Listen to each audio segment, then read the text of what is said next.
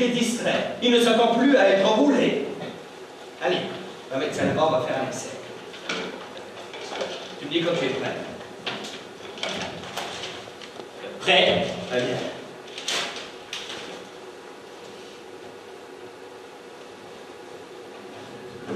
Attention. Voilà. Attention. Tu es prêt? 1, 2 et 3. Maintenant, c'est moi qui me trompe. Bon, c'est pas grave, on va refaire un autre essai. Attends. Thérèse, est-ce que tu peux te lever, s'il te plaît? Voilà, vous deux, vous restez à côté. Debout, vous faites le public. Le numéro va se terminer et le public va applaudir. Alors, vous faites le public. Voilà. Vous êtes prêts? Attention. Et... c'est parti.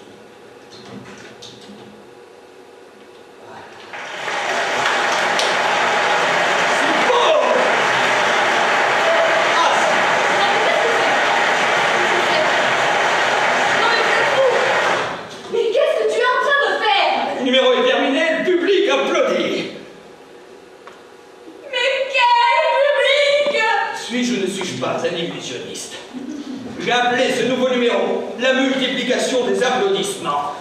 Un de mes amis qui travaille à la radio m'a donné ce vieux disque passé de mode qui reproduit le son d'une foule sur une place. Quand il fonctionnera, on aura l'impression d'avoir travaillé devant des parterres de spectateurs. Allez, écoute, Marianne. Écoute. Écoute comme c'est beau. Écoute ça.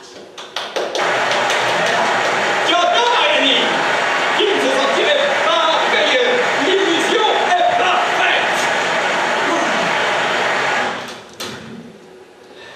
Oui, vous vous rendez compte?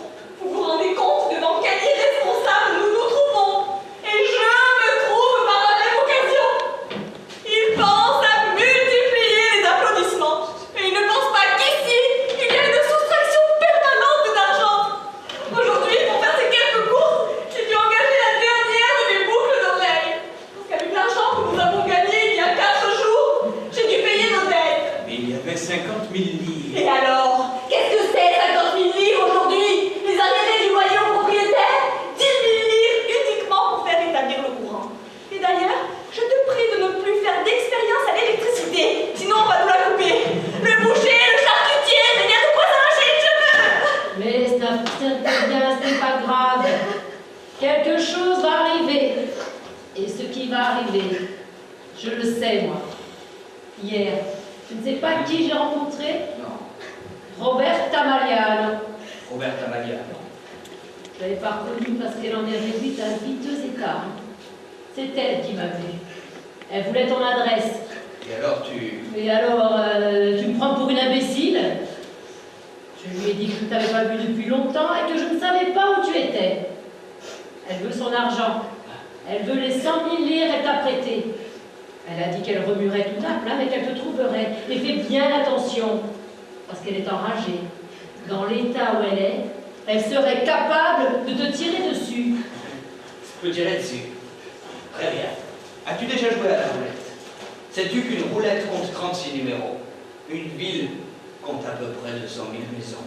Me trouver, facile à dire.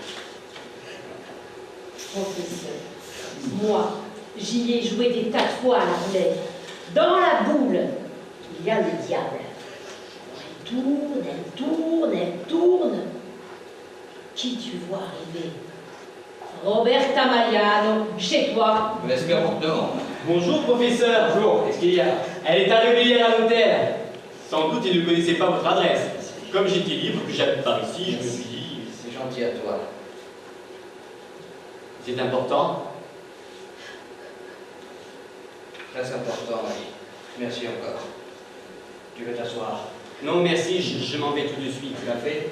Non, merci. Allez, dans la maison d'un prestidigitateur, un café peut apparaître, donc il ne coûte rien. Bien sûr, bien sûr. Ici, tout apparaît comme par enchantement. Vous voyez tout ça? Ça et ça. C'est lui qui les a fait apparaître avec sa baguette magique. À la fin du mois, il fait comme ça. Et il paye le propriétaire. Quand on a besoin de chaussures, il hypnotise le cordonnier. Et ce dernier nous les amène directement à la maison sans réclamer un sou. Mais moi, je suis très forte pour les disparitions. Et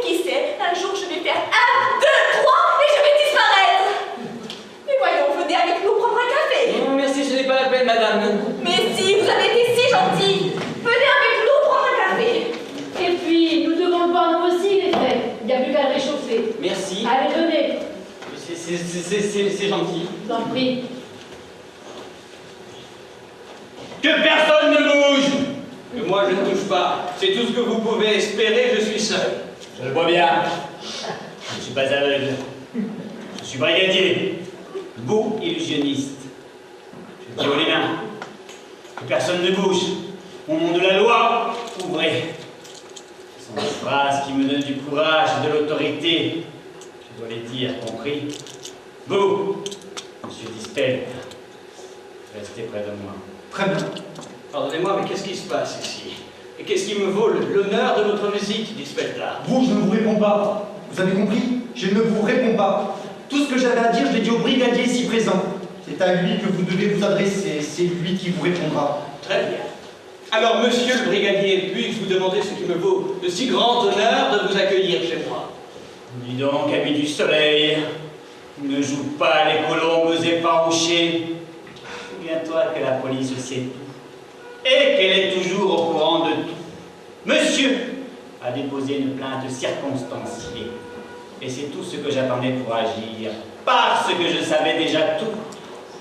Il y a 4 jours, dans le jardin de l'hôtel Métropole, avec un plan digne d'un délinquant chevronné, tu as fait disparaître sa femme. Je vais vous Silence! Madame Dispel a porté beaucoup de bijoux d'or et de brillant sur elle. Et ne me Silence! J'ai dit d'or et de brillant. Et quand on dit d'or et de brillant, on inclut aussi les émeraudes et le rubis jaune. Donc, Madame Dispel a été volée et supprimée. Maintenant, il s'agit uniquement de déterminer la résidence provisoire du cadavre. Si tu avoues, c'est mieux pour toi. Je peux parler. Allez-y. Merci. Comme je l'ai déjà dit à monsieur Dispelta, il ne s'agit que d'un simple jeu de prestidigitation, et que le simple fait ensuite d'avoir animé des images mnémoniques héritées de sa conscience atavique n'engage pas ma responsabilité. Mais Madame Dispel a disparu? Oui ou non? Oui, elle a disparu. Mais de lui seul, désormais, dépend sa réapparition. Allons, Dispelta. Allons. Courage. Ne créez pas d'équivoque. Ne faites pas perdre son temps à la justice. Faites réapparaître votre femme. Moi, la boîte, je n'ouvre pas. Et je ne serai pas assez sot pour me livrer à une posture de ce genre. Quelle boîte? Mais celle-là, Que vient faire la boîte? Ainsi, monsieur Dispelta, vous n'avez toujours pas ouvert la boîte. je n'ouvre pas. Mais alors, pour quel absurde motif voulez-vous insister? Excusez-moi, mais comment peut-on penser faire entrer une femme dans une boîte? Pas une, monsieur le brigadier, mais des centaines, des milliers même, et même une boîte plus petite que celle-là. Des histoires, ce sont des histoires. Qui veut te moquer de moi? Je te le répète, ami du soleil. Dis-toi que tu avoues. Pourquoi l'as-tu assassiné? Comment? Où est le cadavre? Bon, j'ai compris, je vais tout avouer. Que personne ne bouge! Parle! Mais je vais tout avouer uniquement à la justice, monsieur. Auriez-vous l'amabilité d'éloigner un instant, monsieur Dispelta? Vous mettez-vous là. Venez près de moi. Madame Dispelta, la femme du monsieur qui a porté plainte contre moi, se trouve à Venise. Morte? Elle n'a jamais été aussi vivante. Le soir de mon spectacle, dans les jardins de l'hôtel Métropole, elle a saisi le moment opportun pour s'enfuir avec son amant, Marianne Lalby. Sa femme avait... Sa femme avait un amant? Alors, pour ne pas mettre son infortuné mari devant la réalité, j'ai fait passer le tour pour un jeu d'illusion, en inventant l'histoire de la boîte. Et s'il l'ouvre? Il pensera ne pas y avoir cru suffisamment. S'il ne l'ouvre pas? Il restera dans l'illusion de sa fidélité. Je n'ai pas compris. Ça fait rien. Et ça, vous pouvez me le prouver? Oui. Elle est de Madame Dispelta. Elle me l'a envoyée de Venise.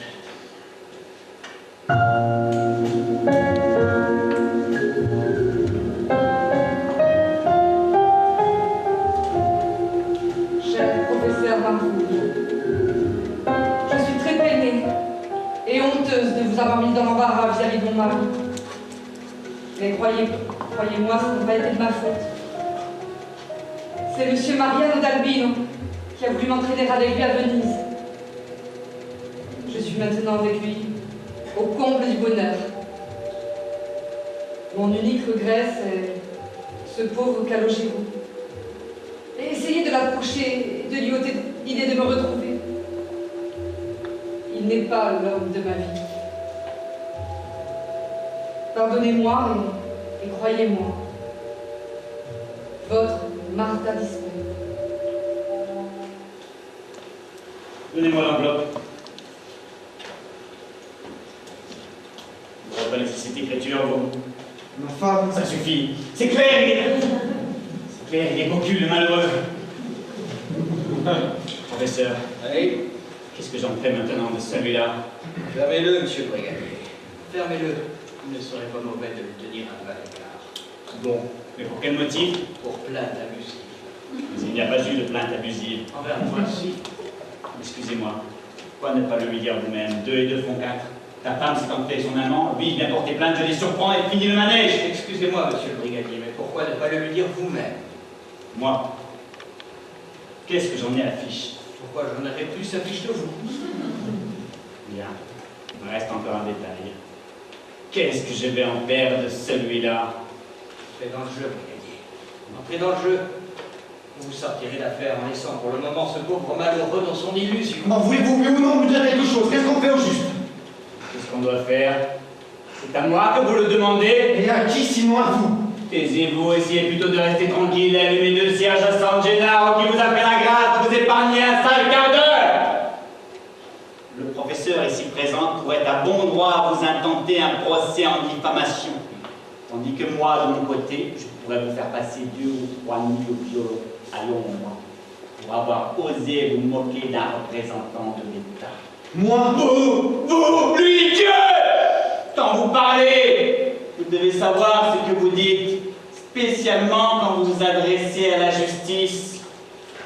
Quel crime? Quel délit êtes-vous venu dénoncer? Des faits. Il faut des faits pour faire agir la loi. Des pièces de la conviction, des preuves irréfutables. Si vous venez me dire, par exemple, ma femme a été assassinée, vous devez me la montrer égorgée. Si vous me dites, par exemple, écoutez, professeur, ma femme a disparu parce qu'elle s'est enfuie avec son amant. Vous m'apprenez où elle se trouve, j'y vais et je les arrête. Tout ça, vous pouvez me le dire, vous? Pouvez-vous me le déclarer par écrit dans une plainte signée de vos honorables noms et prénoms? Non. Bien. Qu'est-ce que je peux faire, moi? Qu'est-ce que je viens faire là-dedans? Il s'agissait d'un jeu d'illusion, d'un tour de magie. Le seul responsable, c'est vous. Le seul à pouvoir y mettre un terme, c'est vous. Comment dit-on déjà? Le linge sale, c'est la grande famille. Si vous voulez appeler la blanchisseuse, appelez-la donc. Mais alors, votre linge, il faudra le sortir de chez vous. Vous ne le croyez pas?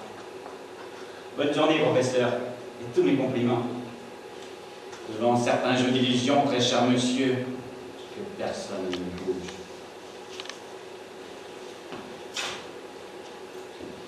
J'ai compris. J'ai compris. Mais non, Gispetta, pas comme ça. Qu'est-ce que tu as compris? Ça m'ennuie. Vraiment. Je ne pensais pas que tu étais entré si profondément dans le jeu. Et quel jeu? Mais l'expérience que je suis en train de mener ici, dans les jardins de l'hôtel Métropole. Moi, en possession du 3e œil, je n'ai rien fait que de suspendre dans ton esprit une convention ataviquement enracinée. Et comment? J'ai compris. Je crois qu'il faut que je trahisse mon secret professionnel. En t'associant à mon 3e œil. Mais tu devras rester dans l'expérience jusqu'à ce qu'elle soit terminée. Parce que toute expérience de ce genre ne peut arriver à son terme que lorsque le sujet sera capable d'en rire lui-même et d'en parler. Tu crois que le temps passe? Eh bien, ce n'est pas vrai. Le temps n'est qu'une convention. Si les gens ne s'étaient pas organisés, comment ferais-tu, toi, pour te trouver à un rendez-vous? Si chacun d'entre nous vivait sa vie, sans engagement, sans attache, je veux dire une vie primitive, naturelle, toi, tu durerais sans le savoir. Donc le temps, c'est toi. Moi? Quelle heure tu manges, Delphine? Vers 1h30. Donc, vers 1h15, 1h30, l'appétit devient. Je pense bien. Deux, c'est faim. Je commence vers 1h30. Mais l'appétit te vient qu'arriver à 1h30. Tu as de l'appétit qu'arriver à 1h. Ce n'est pas pareil. Non, ce n'est pas pareil. L'horloge, c'est ton organisme qui a fonctionné. Donc le temps, c'est toi. Ta femme a disparu quand? Il y a 4 jours. Et tu y crois? Par force. Par la force de quoi? Par la force de qui, si ce n'est par la force de ta conscience? Si tu crois que 4 jours ont passé, ce n'est que le fruit de l'expérience. En réalité, je te le dis. Je te le dis. Parce que je trahis mon secret professionnel. Je suis en train de faire mon tour. Regarde! Tu vois les gens de l'hôtel qui assistent au spectacle. Tu croyais que nous étions dans ma maison, mais ce n'est pas vrai. Toutes les sensations que tu éprouves, toutes les images que tu perçois, c'est moi qui te les transmets en puisant dans ta conscience, atomique. Tu crois dur comme fer, avoir cherché ta femme partout. Jamais ici un brigadier. Non! C'est ce que tu as cru faire, comme tu crois être dans ma maison. Mais en réalité, je te le dis, tu agis comme aurait fait n'importe qui, purement par conscience atavique. Tu subis la loi de ce jeu, mais concrètement, réellement, tu n'en es pas le protagoniste. Voici, professeur, un café délicieux. Très bien, mais je ne suis pas seul. Serve-le à monsieur. Certainement. Heureux de vous servir, monsieur Dispelta. Monsieur Dispelta est un des meilleurs clients de notre hôtel. Oui. Je viens tous les ans. Je viens là, oui. Je viens de cet hôtel. Je regrette que vous soyez privé de votre café. C'est pas grave. Puis s'ils font vite. Oui, c'est vrai. Dans cet hôtel, le service a toujours été de tout premier ordre. Et le restaurant aussi. Ah, une excellente cuisine. Je vous garantis que quand je quitte l'hôtel, pendant un certain temps, je ne suis pas satisfait de la cuisine chez moi. Voici, professeur, c'est pour vous. Excusez-moi, professeur, mais maintenant j'ai affaire. Si vous avez besoin de moi, Je t'appellerai, sois tranquille. monsieur Dispelta à vos ordres. Et toi, tu es toujours à l'hôtel? Bonjour. Mais même maintenant? Certainement, même maintenant. Vous permettez? Excusez-moi, professeur. Celui qui vient de partir. Mais je l'ai reconnu. C'est le garçon de l'hôtel. Alors je pense qu'il doit y avoir une erreur. Parce que si vous êtes en train de me montrer ces images pour me donner les sensations qui devraient m'amener à la fin du jeu, alors il ne fallait pas me montrer le garçon. Parce qu'il fait partie de la réalité et non de votre tour de magie. Bravo. Tu me plais parce que tu approfondis les choses. Mais je te l'ai dit, comme tes larmes m'ont ému, j'ai trahi mon secret professionnel. J'ai compris l'histoire du troisième œil. Précisément. Bonjour. Bonjour, Roberta. Je comprends. Tu ne m'attendais pas. Ça t'a donné un choc. Ne cherche ni prétexte ni excuse, car tu n'en tirerais rien. Avec moi, il ne fallait pas agir comme tu l'as fait. Tu as été capable de disparaître de la circulation. Pourtant, quand tu as eu besoin de moi, tu as su me trouver. Je te l'ai envoyé dire, je te l'ai écrit. Rien, rien, rien. Tout a été inutile. Je n'ai pas voulu te nuire. Tu sais, je suis dans une situation désastreuse. Mais qu'est-ce que ça peut me faire, moi, ta situation? Je pense à la mienne. J'ai 3 filles. Et mon mari est sur le point de se faire hospitaliser. En somme, tu l'as oublié? Et quand tu es venu me trouver, est-ce que je t'ai seulement laissé le temps d'ouvrir la bouche? Non, je t'ai remis 100 billets. 100 billets de 1000 qui aujourd'hui pourraient me sauver. Tu ne peux pas trouver un autre ami. Mais est-ce qu'il faut que j'aille faire l'aumône? Ou dois-je voir mourir mes filles de faim pour avoir été gentil avec toi? Moi bien. Je suis dans une situation tragique. Si tu ne me donnes pas mon argent, je te tue. Décide-toi! Un instant. Tu vois, cette personne fait partie d'un autre jeu. Comment c'est qui c'est quand et par qui? C'est un jeu? Oui, c'est un jeu. Et elle s'y prête inconsciemment. Un petit peu comme tu t'y es prêté toi, sans le vouloir. Maintenant, je vais te dire. Le jeu peut prendre deux directions. Soit je lui donne ses 100 000 livres et je me retire de l'expérience. Soit elle me tire dessus et je meurs. Et à ce moment-là, le jeu pourrait prendre des proportions énormes, entraînant d'autres hommes et d'autres choses. Des articles dans les journaux, des agents de police, des tribunaux, la prison, le cimetière. Mais toutes des images mnémoniques. Toutes des images mnémoniques. Mais un formidable spectacle. Permettez, madame, voulez-vous être assez gentil pour tirer sur le professeur? En somme, vous prenez ça pour une blague. Un moment, regarde si elle tire. Vous ne mourrez pas, n'avez-vous pas dit qu'il s'agissait d'un jeu? Mais je meurs, et c'est ça le jeu. Et si je meurs, mon propre monde prend fin. Et si mon monde prend fin, qui sait par quel chemin s'écroulera le tien? Tous les mondes sont reliés les uns aux autres. Nul n'a le droit de détruire le monde de quelqu'un. C'est une chaîne. C'est une chaîne à laquelle nous devons nous soumettre. Nous ne pouvons pas nous y soustraire. Maintenant, je vais te dire une seule chose pour la faire disparaître.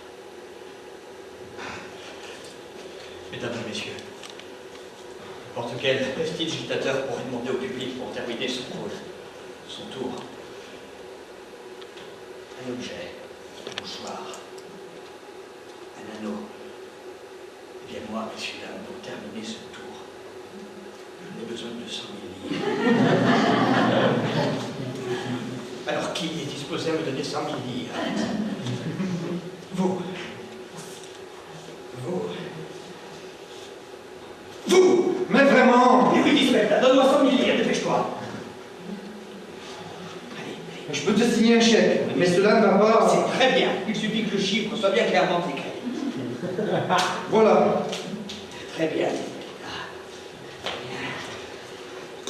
1, 2, 3, disparaît! Pense bien. Eh bien voilà, messieurs, dames, Roberto Magliano a disparu!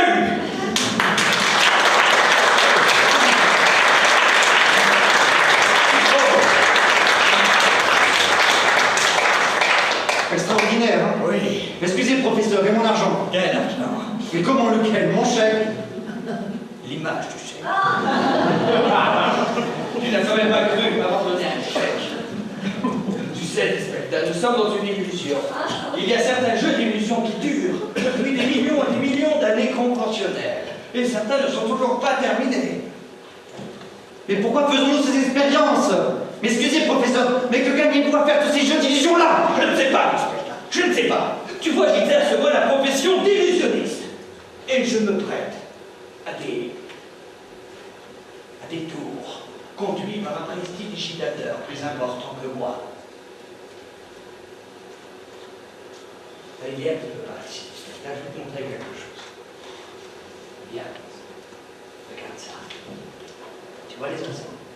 Regarde. Tu les entends? Chaque fois que je m'approche d'eux, ils se mettent à chanter. Écoute. Écoute. Tu entends? Vraiment, comme ils sont beaux.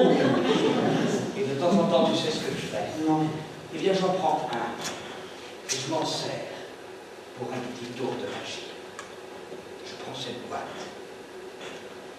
Je la recouvre sous d'étoffe noire. Je recule. Je prends le revolver. Je tire sur la cage. Tu imagines le public? Mais mon Dieu, comment il a fait? L'oiseau a disparu, c'est un magicien. L'oiseau ne disparaît pas. Il meurt. Il meurt écrasé entre le fond et le double fond de la petite cage truquée. Et le coup de revolver me sert qu'à dissimuler le déclic. Et naturellement, pour mon prochain tour, je suis obligé de remettre la cage en or. Et tu sais ce que je trouve à l'intérieur? Une bouillie. Une bouillie de petits os broyés, de sang, Et de plus.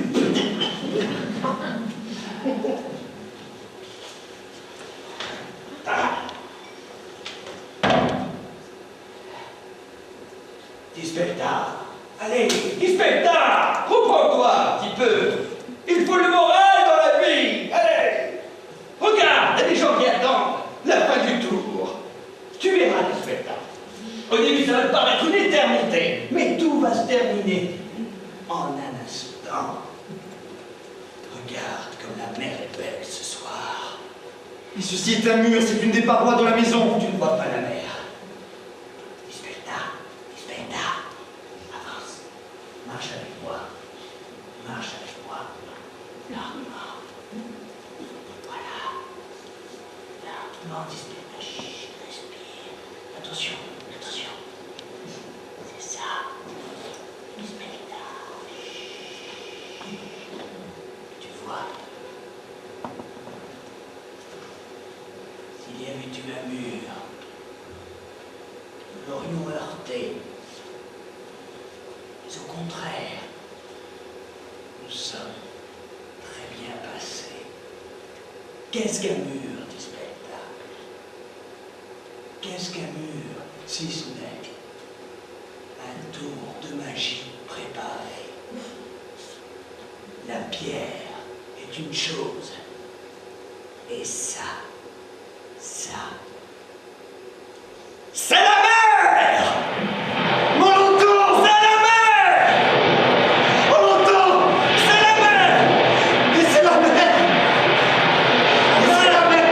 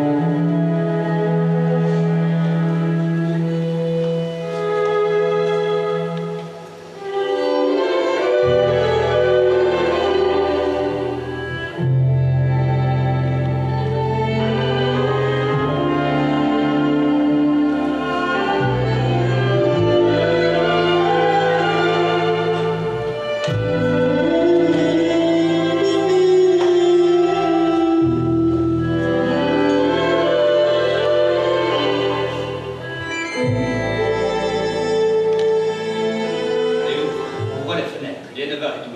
Un peu de lumière et un peu d'air ici. Vous parlez bien, mais monsieur ne veut pas. S'il trouve une fenêtre ouverte, il fait la révolution dans la maison. Ouvre, je te dis, j'en prends la responsabilité. Vous, cher professeur, vous ne devriez jamais vous absenter trop longtemps, parce que ce n'est que quand vous êtes là qu'on a un peu la peine. Je reste parce que je l'aime bien, et aussi parce que la place est bonne. Mais il y a des jours où, sur la sainte âme de mon père, vous devez perdre patience. Professeur, sa femme, elle revient ou elle ne revient pas. Ce sont des histoires qui ne te regardent pas. Tu es payé, toi, pour faire ton devoir. Payé par qui? Quand je parle de mes gages, il me dit qu'il ne me les doit pas encore parce que le jeu n'est pas fini. Il dit que j'ai l'impression que le temps est passé, mais que ce n'est pas vrai. Désormais, j'ai bien 4 ans derrière elle. Tu auras jusqu'au dernier centime, fais-moi confiance. Et puis d'ailleurs, une avance, Madame Lugia te l'a déjà donnée. Oui, depuis, la situation s'est dégradée en pire.